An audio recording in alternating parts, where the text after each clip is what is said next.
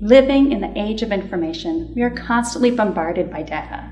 But how do we make sense of all that data? And how do we pull out what's important and organize it in a way that's useful? We created the Data Visualization Making Sense of All That Data microcourse through Clarke University's CareerPlus program to help you explore strategies for using data visualization methods to understand and organize your data in a clear and compelling way. In Unit 1, you will begin identifying the scenario and audience where you are most likely to encounter data.